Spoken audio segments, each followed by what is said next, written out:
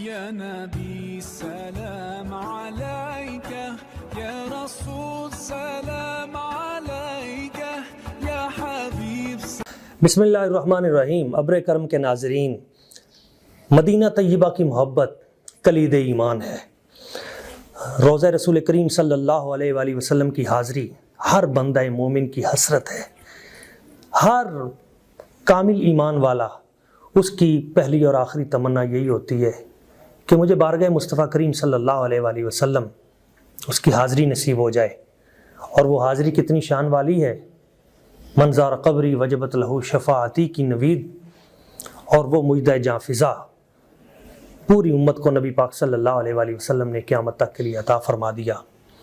مدینہ طیبہ کی سرزمین جس کی قسمیں میرا رب اٹھاتا ہے، جو اس دنیا میں ایک جنت کا خطہ ہے، وہ مدینہ طیبہ جہاں دجال کی آمد ممنوع قرار دے دی گئی، جس کی محبت ایمان والوں پہ فرض کر دی گئی۔ معزز سامعین کرام، اس سرزمین کی کھجوریں ہوں، اجوا ہو، وہاں کا پانی ہو، وہاں کے خطے ہوں، وہاں کی فضا ہو، وہاں کی ہوا ہو، بندہ مومن کا دل اس کی طرف لپکتا ہے۔ اعلیٰ حضرت کہتے ہیں، عنبر زمیں عبیر ہوا، مشک تر غبار، ادنا سی یہ شناخت تیری راہ گزر کی ہے۔ معزز سامعین کرام، معزز ناظرین، مدینہ طیبہ سے جڑے رہنا یہ ہمارے لیے لازمی ہے۔ اپنی نسلوں کو حب مدینہ کا درس دینا یہ صحابہ کی سنت ہے۔ اور پوری دنیا کے آپ اولیاء و صوفیاء کو دیکھیں، ان کی وصیت بھی مدینہ طیبہ کی سرزمین میں تدفین اور وہاں کی حاضری ہے۔ ہم نے اپنی نسلوں کو اور اپنے آپ کو اس ارض مقدس کے ساتھ جوڑنا ہے۔ اس کے لیے ہی ہم اس طرح کے پروگرام بار بار کرتے ہیں۔ آج ہماری خوش قسمتی ہے کہ ہمارے ساتھ علم و عمل کی ایک خوبصورت کہکشاں کے ایک نادر و نایاب ستارے، بہت ہی محترم اور محقق علمی شخصیت عزت مآب جناب حضرت علامہ مولانا قاری محمد رضا صاحب دامہ لطفہ، آپ تشریف فرما ہیں، ریسرچ اسکالر بھی ہیں، اور بڑی ایک علمی خانوادے سے آپ کا تعلق ہے۔ آپ کے والد گرامی قبلہ بھی بہت بڑے صاحب علم اور خطیب الاسلام اور نبی پاک صلی اللہ علیہ وسلم کی محبتوں کے کا نور بکھیرنے والے، ساری زندگی درس قرآن و حدیث دینے والے حضرت علامہ مولانا الحافظ القاری العالم المحقق حافظ نظر محمد صاحب دستگیری قادری رحمہ اللہ تعالی علی قبرہ وعلی جسدہ، ان کے یہ فرزند ہیں۔ قبلہ یہ بتائیے کہ قرآن و حدیث میں مدینہ طیبہ کی سرزمین اور مدینہ طیبہ سے محبت و مودت کے حوالے سے کیا حکم آیا ہے، ہمارے ناظرین و سامعین کی رہنمائی فرمائیں۔ بسم اللہ الرحمن الرحیم۔ جناب محترم عزت مآب پروفیسر ڈاکٹر غلام محی الدین صاحب، آپ کو اللہ رب العزت نے یہ شرف دیا اور آج بڑے اعلیٰ عنوان کا آپ نے انتخاب کیا۔ اس ابر کرم اسٹوڈیو میں بیٹھ کے آپ مدینہ کا ذکر بھی کر رہے ہیں اور مدینے والے کے مشن کو پوری دنیا میں پھیلا بھی رہے ہیں۔ یہ میں سمجھتا ہوں مدینے والے تاجدار انبیاء صلی اللہ علیہ وآلہ وسلم کی ہم پہ کرم نوازی ہے کہ ہم اس نسبت کے صدقے، جو دنیا میں سب سے اعلیٰ نسبت ہے، اس کے ذریعے آج ہم جمع ہوئے ہیں۔ مجھے بھی آپ نے یہ سعادت بخشی اور آج میں مدینۃ المنورہ کی سرزمین کا تذکرہ ناظرین کے سامنے کرنے لگا ہوں۔ اللہ رب العزت ہم سب کو وہ فضائیں اور وہ ہوائیں جو ہیں وہ نصیب فرمائیں۔ آمین۔ کہتے ہیں نا، ذکر حبیب بھی کم نہیں وصل حبیب سے۔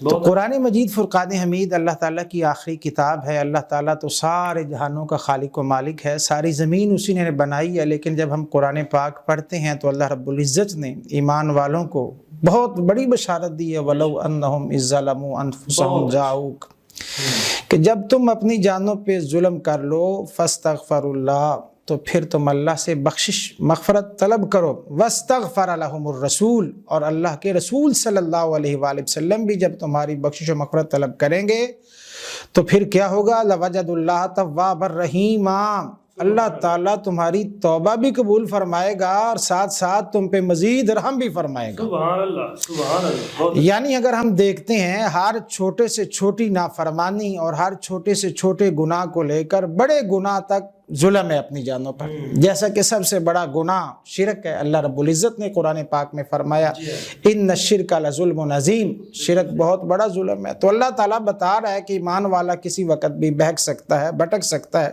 اگر وہ بھٹک گیا ہے، خطا کر بیٹھا ہے، غلطی چھوٹی ہو گئی تو بڑی ہو یا بڑی ہو گئی تو پھر جاؤ کا اے حبیب، ہاں جی، وَلَوْ أَنَّهُمْ إِذْ ظَلَمُوا أَنفُسَهُمْ جَاءُوكَ، حضور صلی اللہ علیہ وآلہ وسلم کی بارگاہ میں آ جائیں اور یہاں آ کر اللہ تعالیٰ سے معافی مانگے، اور جب یہ مانگیں گے تو پھر اللہ کے رسول بھی اپنے دستے نبوت اٹھا دیں گے اللہ تعالیٰ کی بات۔ یعنی آپ یہ سمجھتے ہیں کہ معافی کے لیے بھی جو رب نے باب مغفرت دیا ہے وہ مدینہ طیبہ، بے شک بے شک بے شک بہت بڑی اللہ تعالیٰ کی سعادت ہے، اور اللہ رب العزت نے یہ ہمیں قرآن پاک میں بتایا ہے، جیسا کہ کسی عاشق رسول نے بڑی خوبصورت بات کی تھی کہ وہی رب ہے جس نے تجھے ہماتن کرم بنایا، ہمیں بھیک مانگنے کو تیرا آستان بنایا۔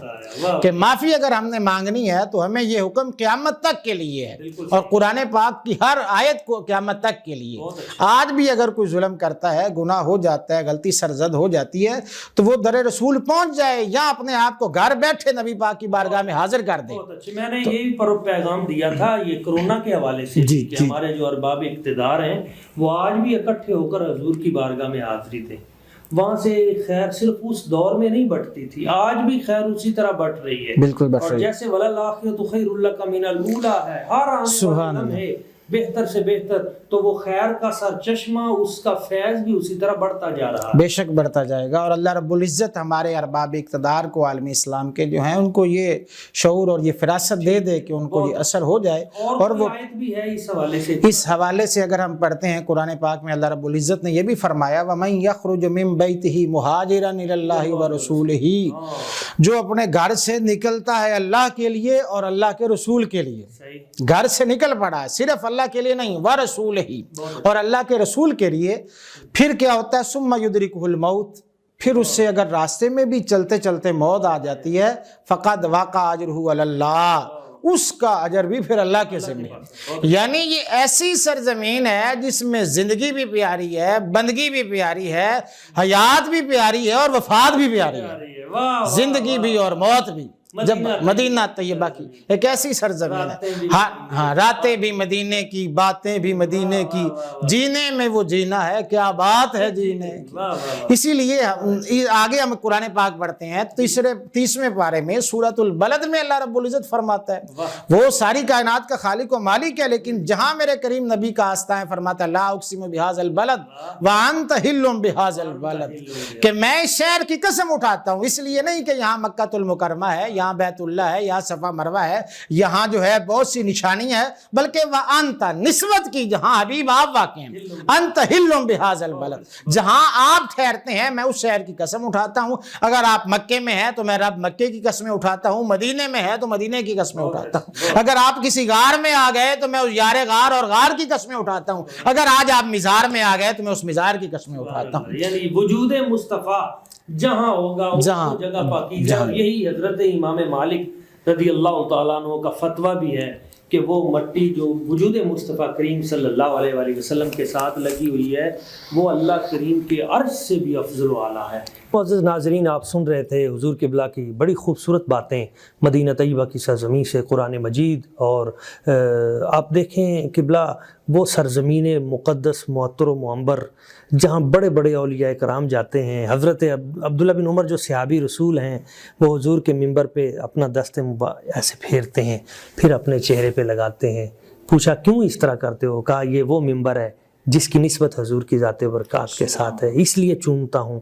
اسی طرح وہ ستون ہیں جہاں پہ حضور ٹیک لگا کے، اور وہ استن حنانہ بھی وہیں پہ موجود ہے، استن عائشہ بھی موجود ہے، وہ سارے وہ سرزمین موجود ہے جس کو ریاض الجنہ کہا جاتا ہے، جس میں بیٹھنے کا حکم خود نبی پاک صلی اللہ علیہ وآلہ وسلم حضور نے دیا ہے۔ ادھر ریاض الجنہ ہے، ادھر جنت البقیع ہے، ادھر مواجہ شریف ہے، بارگاہ مصطفیٰ کریم صلی اللہ علیہ وسلم کی حاضری ہے، اور پھر مسجد نبوی شریف ہے۔ ذرا کچھ مدینہ طیبہ کی محبت کے واقعات، کچھ اولیاء کے، صحابہ کرام کے، ان کے کہ کس کس انداز میں انہوں نے اس شہر مقدس معطر سے محبت کی، اور حدیث پاک میں بھی اگر اس حوالے سے کوئی بات ہو مدینہ طیبہ کی محبت تو وہ بھی ضرور بیان فرمائیے. جناب محترم ڈاکٹر پروفیسر غلام محی الدین صاحب، بڑا عمدہ اور اعلیٰ سوال آپ نے کیا ہے کہ ہمارے ناظرین کرام کو پتہ چلے کہ مدینہ شریف کی محبت کے لیے ہر ایمان والے کا دل کیوں تڑپتا ہے. اس کی وجہ یہ ہے کہ مکہ المکرمہ سے جب نبی پاک صلی اللہ علیہ وآلہ وسلم ہجرت فرما کے مدینہ منورہ تشریف لائے تو آپ کے تو 53 سال گزرے تھے مکہ المکرمہ میں، بڑی محبت تھی. آج ہم اگر 2 سال کے لیے کرائے کے مکان میں بیٹھتے ہیں تو ہمیں آب و ہوا سے محبت ہو جاتی ہے، اس کو چھوڑنا مشکل ہو جاتا ہے. نبی پاک رات کو جناب سیدنا ابوبکر صدیق رضی اللہ تعالیٰ عنہ کے ساتھ جب سفر کر رہے تھے تو اس وقت بھی پیچھے مڑ مڑ کے دیکھ رہے تھے بیت اللہ شریف سے، بڑی وابستگی تھی. اب مدینہ شریف میں آ گئے، صحابہ کی تو خوشی کی انتہا نہیں ہے، لیکن یہاں بیٹھ کے نبی پاک نے اللہ تعالیٰ کی بارگاہ میں مانگا کیا ہے؟ اللہم حبب الینا مدینہ تھا، مسلم شریف کی حدیث، اے اللہ ہم سب کو مدینے کی محبت عطا فرما، کحبنا مکہ تھا وشدو، جتنی محبت ہم مکے سے کرتے تھے اتنی یا اس سے زیادہ محبت عطا فرما. ہاں جی، وشدو، اس سے بھی زیادہ اور شدید محبت عطا فرما. یہ محبت جو ہے مدینے کی محبت نبی پاک نے خود خدا سے مانگی ہے. اور پھر جب صحابہ کرام رضوان اللہ علیہ مجمعین کو پتا چلا، حضرت انس رضی اللہ تعالیٰ عنہ فرماتے ہیں کہ جب حضور پاک نے قدم رنجہ فرمایا، فلما دخل رسول اللہ صلی اللہ علیہ وآلہ وسلم بالمدینہ، ترمذی شریف کی حدیث ہے، سیاستہ کی حدیث ہے، حضور کے قدم رنجہ فرمانے سے ہوا کیا ہے؟ ادا لی منہ کل شیء، مدینہ کے در و دیوار، گلیاں، بازار، ہر چیز روشن ہو گئی ہے. حالانکہ پہلے بھی وہیں رہتے تھے، وہی گلیاں تھی، وہی بازار تھی، لیکن جب نبی پاک آئے، اس لیے کہتے ہیں نا کہ نبی پاک صلی اللہ علیہ وسلم، آنکھ والا تیرے جوبن کا تماشا دیکھے، دیدہ کور کو کیا آئے نظر وہ کیا دیکھے.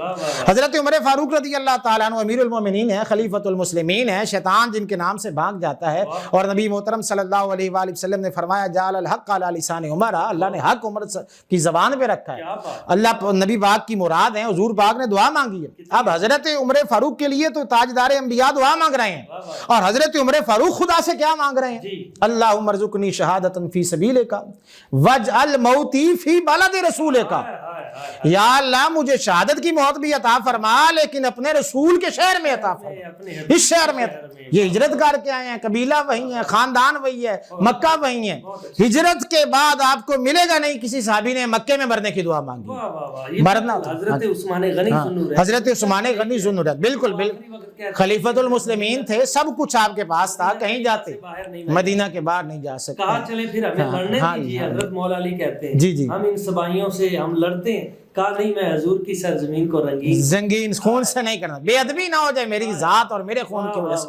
کتنا ادب ہے صحابہ کرام رضوان اللہ علیہ. اور یہ کوئی معمولی آج کل کے توہم پرست تو نہیں تھے، یہ وہ تھے جن کو سینکڑوں بار نبی پاک نے جنت کی بشارتیں عطا فرمائی. اشرا مبشرہ میں جنت خریدی ہے جنہوں نے نبی پاک صلی اللہ علیہ وسلم. اتنی جلیل القدر، ان جیسا تقوی، ان جیسی علم و فراست تو ہمیں ہو ہی نہیں سکتی ہے.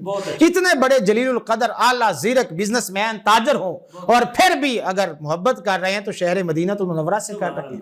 حضرت امام مالک کے حوالے سے بھی کوئی بات؟ حضرت امام مالک نے تو نبی پاک صلی اللہ علیہ وسلم کمال کر دیا. اب اگر ان کے بارے میں پڑھتے ہیں، کوئی بھی سیرت کی کتاب پڑھ لیں، تاریخ مدینہ کے حوالے سے پڑھ لیں، حضرت امام مالک سوائے ایک حج فرض کے کبھی شہر مدینہ سے باہر نہیں نکلے ہیں، ہمیشہ شہر مدینہ سے محبت کی ہے.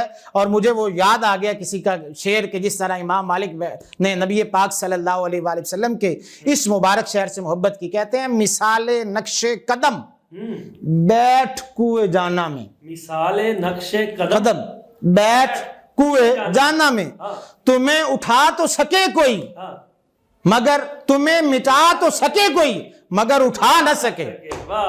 مثال نقش قدم بیٹھ کوئے جانا میں، تمہیں مٹا تو سکے کوئی اٹھا نہ سکے. ساری زندگی نبی پاک صلی اللہ علیہ وآلہ وسلم کے شہر سے محبت کرتے ہیں. خلیفۃ المسلمین آ گیا، اونچی آواز میں بول رہا ہے، آپ ذرا بھی ہچکچائے اور دبدبائے نہیں. اس وقت اس کی حکمت کا، اس کی حکمرانی کا خیال نہیں کیا، بارگاہ رسول کے ادب کا خیال کیا ہے. فرمایا تجھے پتہ نہیں تو کھڑا کہاں ہے؟ اور جب کسی نے پوچھا کہ ان کی طرف چہرہ کرنا چاہیے یا نہیں کرنا چاہیے، فرمایا تمہیں پتہ نہیں ہے تو وہ ہستی ہیں ابو انبیاء حضرت آدم علیہ السلام نے بھی جب ان کو بخشش و مغفرت کی ضرورت آئی انہوں نے بھی وسیلہ اس ہستی کا دیا، حضور پاک صلی اللہ علیہ وآلہ وسلم کی ذات مبارکہ کا دیا تھا۔ اسی طرح حضرت بلال رضی اللہ تعالیٰ عنہ شام سے چل کے آ گئے، ملک شام سے سفر کر کے آئے، بلکہ نبی پاک نے انہیں بلایا تھا۔ یہ بڑے کرم کے ہیں فیصلے، یہ بڑے نصیب کی بات ہے، عاشق صادق ہو تو حضور پاک بلا بھی لیتے ہیں۔ اسی طرح میزبان رسول حضرت ایوب انصاری رضی اللہ تعالیٰ عنہ، آپ نبی پاک کی قبر مبارک پہ سر رکھ کے رو رہے ہیں، آپ کے آنسو مٹی مبارک کے ساتھ لب مبارک لمس ہو رہا ہے، پیچھے کسی نے ہٹایا، اس نے کہا تو کسی درخت یا شجر کے پاس آیا ہے، فوراً پیچھے دیکھا، اپنی گردن موڑی اور فرمایا ما جئت شجرا و حجرا، میں کسی درخت یا شجر یا حجر کے پاس نہیں آیا، تجھے پتہ نہیں جئت رسول اللہ صلی اللہ علیہ وسلم، میں اللہ کے رسول پاک صلی اللہ علیہ وآلہ وسلم کی بارگاہ میں آیا ہوں۔ پتہ لگا صحابہ کرام کا بھی روضہ مبارک کے بارے میں یہ عقیدہ تھا، یہ کوئی مٹی نہیں ہے، نعوذ باللہ یہ بت نہیں ہے، یہ اللہ تعالیٰ کے رسول ہیں۔ اور فرمایا من زار قبری وجبت لہ شفاعتی، ساتھ آپ نے یہ بھی فرمایا کہ دین کی جو تباہی ہے وہ نااہل لوگوں کے مسلط ہونے بالکل ماشاءاللہ، دین کی آج ہم پہ وہی مطلب جو اس دربار کا مقام نہیں سمجھتے ہیں آج پر ہم پہ مسلط ہو رہے ہیں، حاوی ہونے کی کوشش کر رہے ہیں۔ امام مالک والی بھی اور حضرت سیدنا بلال رضی اللہ، اس کے علاوہ بس آخر میں کہتا ہوں امیر المومنین حضرت عبداللہ بن عمر رضی اللہ تعالیٰ عنہ کے بارے میں میں نے پڑھا۔ حضرت عبداللہ بن عمر رضی اللہ تعالیٰ عنہ آثار رسول کو تلاش کرنے والے تھے، اسپیشلسٹ تھے، بلکہ جہاں بھی دیکھتے تھے، بیت اللہ شریف میں بھی داخل ہوتے تو کہتے ہیں رسول اللہ صلی اللہ علیہ وآلہ وسلم، بیت اللہ کے اندر بھی وہ جگہ ڈھونڈ رہے ہیں، رسول پاک کے قدم کہاں لگے ہیں، عبادت تو خدا کی کرنی ہے۔ اور وہ درخت کے پانی دیتے ہیں مشکیں اٹھا کر، جس درخت کے نیچے نبی پاک بیٹھا کرتے تھے۔ نبی پاک صلی اللہ علیہ وآلہ وسلم کے پردہ فرمانے کے بعد حضرت عبداللہ بن عمر رضی اللہ تعالیٰ عنہ کا یہ عمل مبارک ملتا ہے، جب بھی مدینہ شریف سے باہر جاتے سارے لوگوں کو پہلے مل لیتے، سب سے آخر میں آ کے در رسول پہ آ کے سلام عرض کرتے، نیت کے ساتھ، ارادہ کے ساتھ۔ پھر جب سفر سے واپس ہو رہا ہے، وہاں چل کے آ رہے ہیں بیوی بچوں کے پاس، گھر والوں کے ساتھ، دوست احباب کے ساتھ، بعد میں جاتے ہیں نبی پاک کی بارگاہ میں پہلے حاضر ہوتے ہیں۔ وہ جانتے تھے کہ یہ رسول پاک صلی اللہ علیہ وآلہ وسلم کا فرمان انہوں نے سنا تھا، حیاتی خیر لکم و مماتی خیر لکم، کہ نبی پاک نے جہان ضرور بدلا ہے، خیر دینے کا انداز نہیں بدلا، بلکہ نبی پاک کا فرمان ہے مسلم شریف کی والمدینۃ خیر لہم، مدینہ ان سب کے لیے بہتر ہے، علم کے لحاظ سے، رہائش کے لحاظ سے، رزق کے لحاظ سے، یہاں تک کہ زندگی کے لحاظ سے بھی مدینہ بہتر ہے، موت کے لحاظ سے بھی بہتر ہے۔ من مات بالمدینۃ کنت لہ شفیعا، نبی پاک نے فرمایا جس بندے کو مدینے میں موت بھی آ جائے اس کی بھی قیامت کے دن میں شفاعت کروں گا۔ اور ہمیں کسی عمل پہ ناز نہیں ہے، رسول پاک کی شفاعت پہ ناز ہے، ہماری بخشش انشاءاللہ ہونی ہے تو نبی پاک کی شفاعت سے ہی ہونی ہے۔ اللہ تعالیٰ آپ کو بھی اور ہم سب کو بھی قیامت کے دن نبی پاک کی شفاعت نصیب فرمائے۔ ناظرین و سامعین کے قلوب کو روشن کیا۔ ناظرین حقیقت یہی ہے کہ یہ جو حب ہے نا، یہی ہماری زندگی کی بقا ہے۔ وہ بہت خوب کہا تھا مولانا ظفر علی خان نے، نماز اچھی، روزہ اچھا، حج اچھا، زکوٰۃ اچھی، مگر میں باوجود ان کے مسلمان ہو نہیں سکتا، نہ جب تک کٹ مروں میں خواجہ بطحا کی عزت پر، خدا شاہد ہے کامل میرا ایمان ہو نہیں سکتا۔ امت مصطفیٰ آج بھی اپنے نبی سے، حضور کی ذات سے، آپ کی آل سے، آپ کے اصحاب سے، آپ کی ازواج سے، آپ کی اس مقدس سرزمین سے جہاں آپ کے قدمین شریفین لگے، اسی طرح ٹوٹ کر محبت کرتی ہے، بلکہ محبت کے یہ جذبات بڑھتے جا رہے ہیں، اور ہم نے اپنی آنے والی نسلوں کو بھی یہی محبت کا پیغام منتقل کرنا ہے۔ ہم نے اکثر اپنے ٹی وی پروگرام 92 پہ بھی، اور غازی صاحب تو خصوصاً اسپیشلی اس بات کو بیان کرتے ہیں کہ یہ امت نماز میں کمزور ہو سکتی ہے، روزے میں کمزور ہو سکتی ہے، حج میں کمزور ہو سکتی ہے، صدقہ و خیرات میں کمی کوتاہی کر سکتی ہے، مگر یہ امت عشق میں کمزور نہیں ہو سکتی۔ اس امت نے عشق کے فیصلے بڑے جرأت و بہادری کے ساتھ پہلے دن سے لے کے آج تک کیے ہیں، اور تا قیام قیامت کرتے رہیں گے۔ ناظرین اکرام، اللہ تعالیٰ کی بارگاہ قدس میں دعا ہے وہ ہمیں اور ہماری نسلوں کو حب مدینہ اسی طرح ہمارے دلوں میں سموئے، اور یہ برکتیں آگے ہماری نسلوں میں منتقل فرمائے۔ بہت شکریہ۔